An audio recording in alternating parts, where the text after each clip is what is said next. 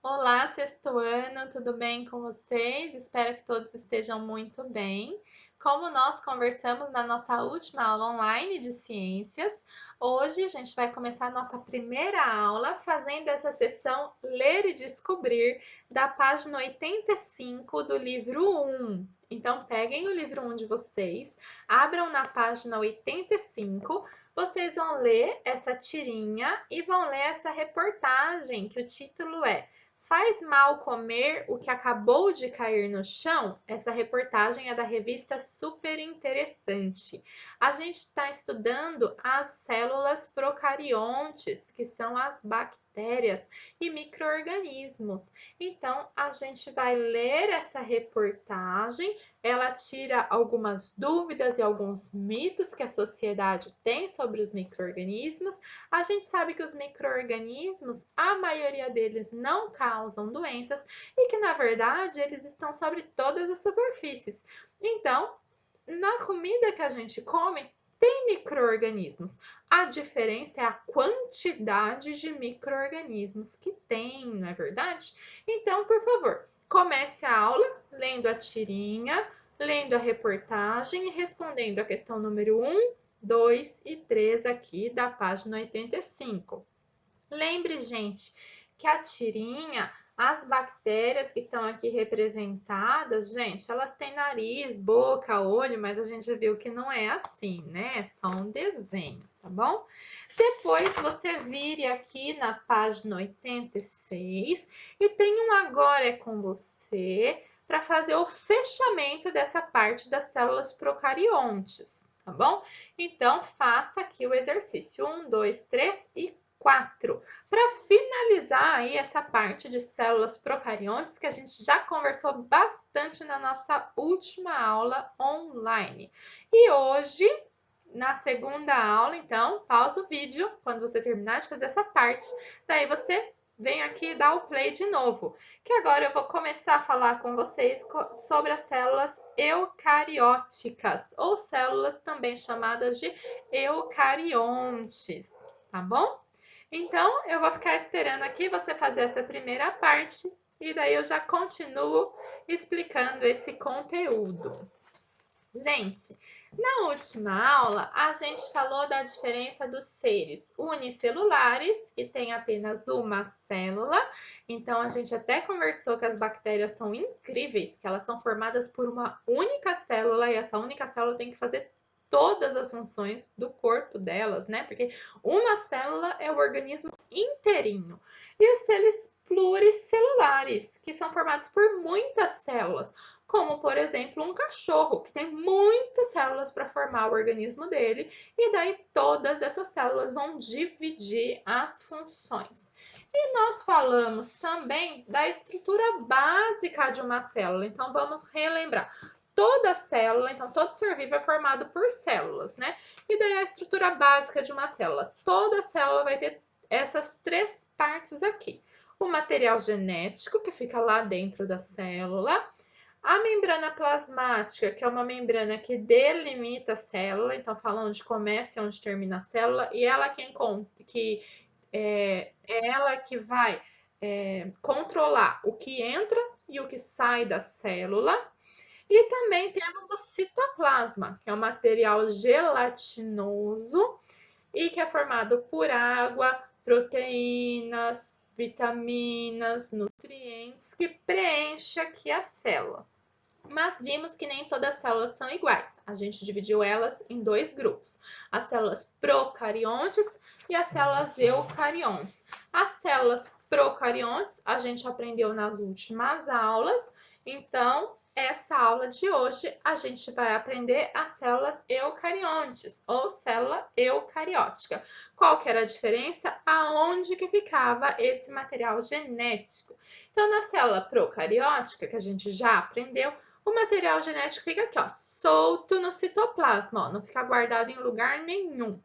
E nas células eucarióticas, que a gente vai aprender hoje, o material genético fica guardado dentro de uma bolsinha, como se fosse uma bolsinha, que a gente chama aqui que ele fica dentro da membrana nuclear. Então, em volta dele inteirinho tem uma membrana, como se fosse uma bolsa que fica guardando ele lá, e daí a gente chama isso aqui tudo de núcleo.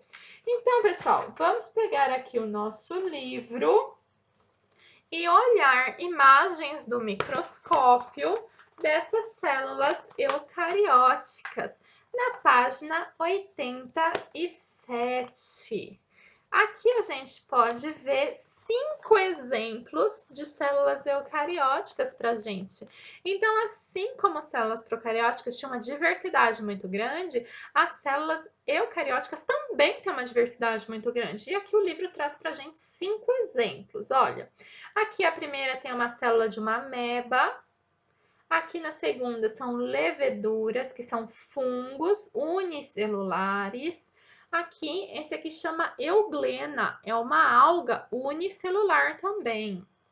Aqui a gente tem células encontradas na semente de um pinheiro e aqui células do revestimento interno do esôfago humano, que é essa parte aqui onde desce o nosso alimento quando a gente come. Então, olha a diversidade. Olha, a ameba tem um monte de prolongamento, essa célula. Olha que a levedura bem redondinha. A euglena é compridinha. Olha as células. Lembra que a gente já conversou que as células da planta parece que ela está dentro de uma caixinha, é mais quadradinha. Olha as células aqui do intestino, do esôfago, perdão, humano, é um montão de células, mas todas elas têm em comum o núcleo.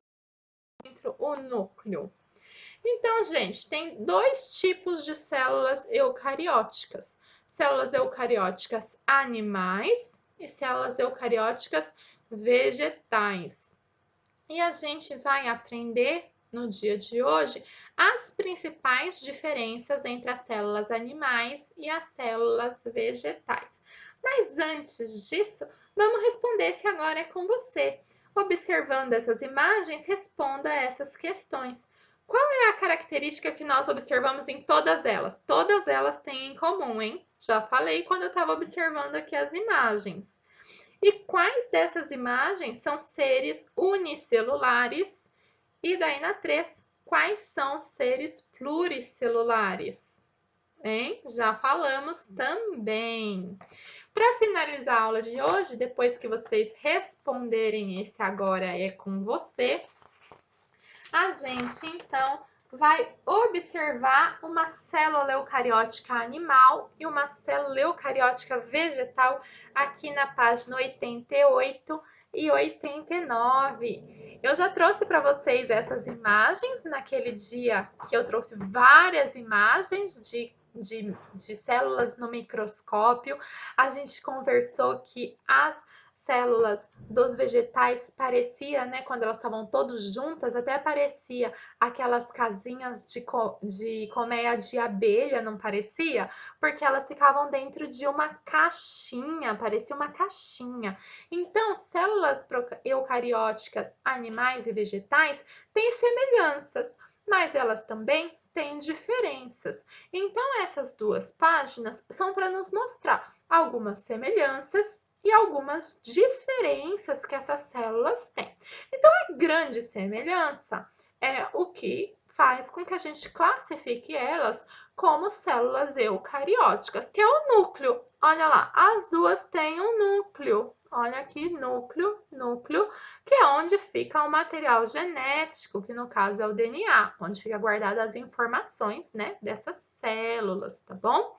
As 2 têm membrana plasmática, que a gente já falou da membrana plasmática. As 2 têm um monte de organelas aqui dentro que faz as células funcionarem.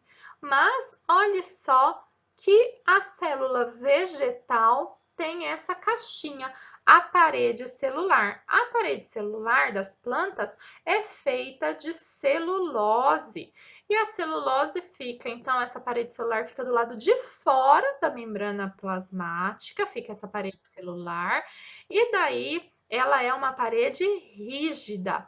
Ela vai dar proteção para essa célula. Uma outra coisa de diferente que a célula vegetal tem e que é bem aparente é uma organela que chama cloroplasto. Ele é responsável por fazer a fotossíntese e ele é que dá a cor verde, porque lá dentro tem um pigmento que chama clorofila e ele que dá a coloração verde das plantas. Olha só, aqui embaixo a gente tem uma fotografia, né, tirada do microscópio. E olha só, dá para ver certinho as bolinhas verdes dentro da célula, que são os cloroplastos. Essa organela a gente não encontra nas células animais. A gente já tinha visto também, né, algumas fotografias tiradas pelo microscópio. Olha aqui, bem parecido com aquela célula que a gente tinha visto também na nossa aula, que a gente viu aquelas imagens do microscópio. Parece aquelas casinhas de abelha e o núcleo corado lá. Aqui, como foi corado, não corou o cloroplasto. Olha, nas duas a gente observa o núcleo e aqui fica bem evidente, né? Que aqui tem parede celular e aqui não tem parede celular, tá bom? Pessoal, a aula de hoje, então, é isso. Vejo vocês na nossa próxima aula online.